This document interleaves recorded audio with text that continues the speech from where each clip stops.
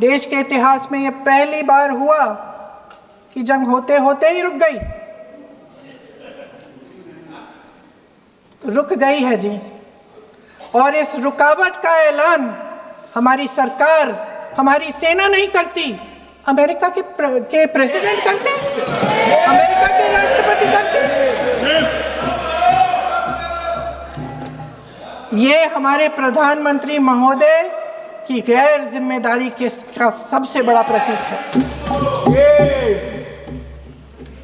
आज गृह मंत्री जी ने इस बात पर उल्लेख किया। उन्होंने कहा, उनके शब्दों में उन्होंने कहा कि पाकिस्तान के पास शरण में आने के बजाय कोई चारा ही नहीं था। आपने शरण दिया क्यों?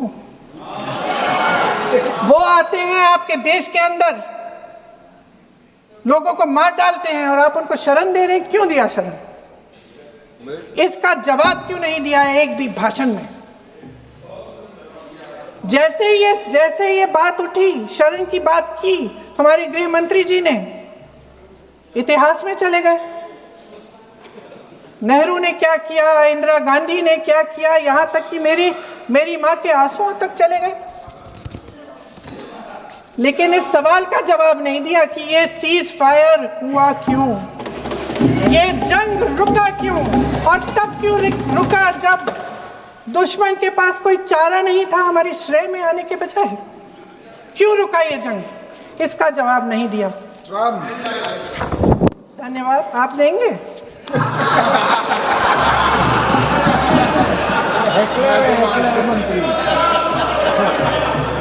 देना भाई, देना।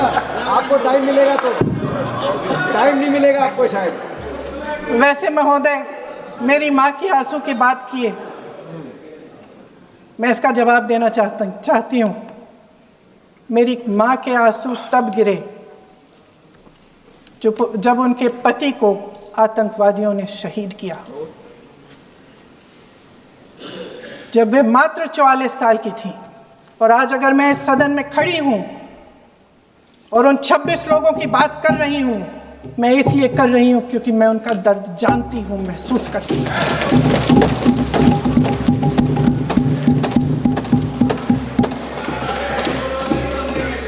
अध्यक्ष महोदय, मैंने कहा कि देश का नेतृत्व सिर्फ उपलब्धियों का श्रेय लेने से मजबूत नहीं होता। सफलता और विफलता दोनों की जिम्मेदारी लेने से बुलंद होता है। ये सोने का ताज नहीं है, कांटों का ताज है। अध्यक्ष महोदय, जब सरकार झूठी और कायर हो तो वे बहादुर से बहादुर सेना के साहस और पराक्रम को भी कमजोर कर देती है।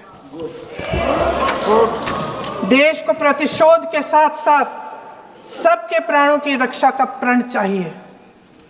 सेना की शक्ति के साथ सरकार की सच्चाई भी चाहिए।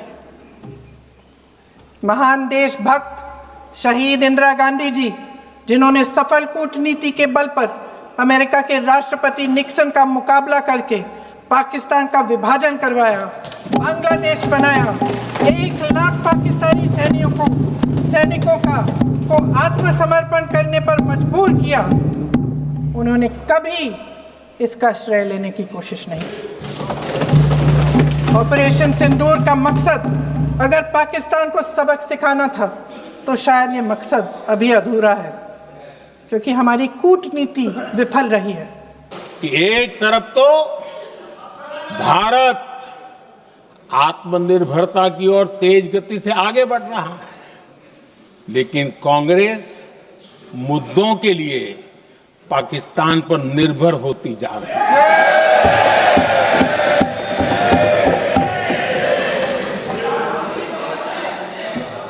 मैं आज पूरा दिन देख रहा था, जो 16 घंटे से जो चर्चा चल रही है, दुर्भाग्य से। प्लीज बैठिए, सब जवाब दे दिया आपका।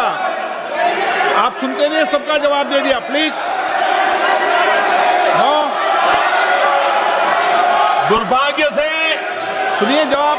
कांग्रेस को पाकिस्तान के मुद्दे इंपोर्ट करने पड़ रहे हैं।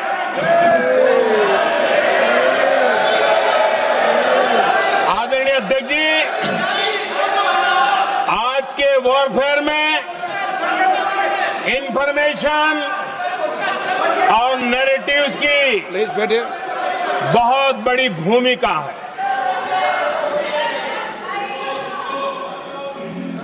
नैरेटिव घड़ करके एआई का भी भरपूर उपयोग करके सेनाओं के मनोबल को कमजोर करने के खेल भी खेले जाते हैं।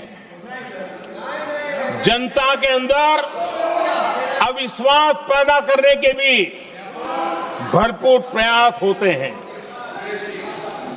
दुर्भाग्य से कांग्रेस और उसके सहयोगी पाकिस्तान के ऐसे ही प्रपंच के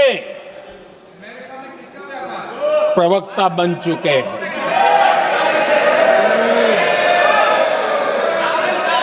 आदरणीय अध्यक्ष जी, देश की सेना ने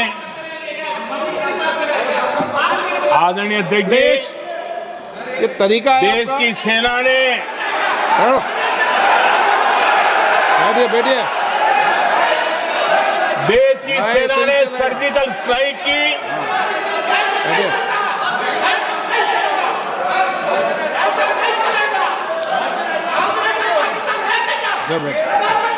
बैठिए बैठिए बैठिए। आदरणीय अध्यक्ष जी, देश की सेना ने सफलतापूर्वक सर्जिकल स्ट्राइक की तो तुरंत कांग्रेस वालों ने सेना से सबूत मांगे थे। लेकिन जब उन्होंने देश का मूड देखा, देश का मिजाज देखा, तो सुर उनके बदलने लगे और बदल करके क्या कहने लगे? कांग्रेस के लोगों ने कहा, ये सर्जिकल स्ट्राइक क्या बड़ी बात है, ये तो हमने भी की थी। एक ने कहा 3 सर्जिकल स्ट्राइक की थी, दूसरे ने कहा 6 सर्जिकल स्ट्राइक की थी, तीसरे ने कहा 15 सर्जिकल स्ट्राइक की थी। जितना बड़ा नेता उतना बड़ा आंकड़ा चल रहा था।